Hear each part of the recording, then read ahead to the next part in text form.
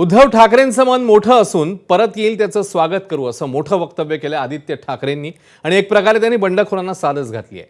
काल पार पडलेल्या शिवसेनेच्या 60व्या वर्धापन दिनीच्या कार्यक्रमामध्ये उद्धव ठाकरेंनी बंडखोरांवर जोरदार हल्ला केला होता। मात्र आता ठाकरेंच्या शिवसेनेने काहीशी मावळ भूमिका घेत रस्ता भरकटलेल्यांना घरी परतण्याचं आवाहन केलंय। त्याचवेळी पक्षाविरोधात जाणाऱ्यांवर कारवाई होणार असा इशारा देखील दिलाय। तर ओमराजेंशी कोणताही संपर्क झालेला नाही असं आदित्य ठाकरे यांनी स्पष्ट केलं। परवा जे बैठकीला आले होते ते आम्हाला सगळ्यांना दिसत आहे। जर कोणाला यायचं असेल मोठ्या मनाने तर पुन्हा एकदा येऊ शकतात, पण उद्धव साहेबांचं मन मोठं आहे। महत्त्वाची गोष्ट हीच आहे, जे कोणी पक्षाच्या विरोधात जातील त्यांच्यावर कारवाई होणार। काही नाही। दरम्यान तब्बल 6 बंडखोर खासदार एकनाथ शिंदेंच्या गळाला लागल्यावर आता उद्धव ठाकरे सक्रिय झाल्याचं पाहायला मिळतंय। 26 ते 29 जून दरम्यान उद्धव ठाकरे फुटलेल्या 6 खासदारांच्या मतदारसंघात दौरा करणार आहेत।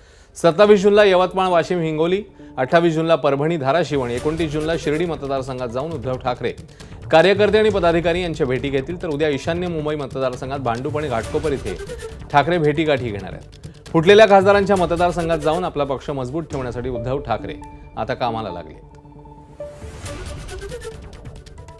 आम्ही सगळेच दौरा करणार आहोत आणि मुख्य गोष्ट हीच आहे की जनतेमध्ये जाऊन पुन्हा एकदा हे सगळे जे डरपोक लोक पळालेले आहेत किंवा जे पैसे खाणारे लोक पळालेले आहेत तिथे जाऊन जनतेशीच परत संवाद साधणार, कारण ह्या लोकांनाच ह्या जनतेनेच आशीर्वाद दिले होते।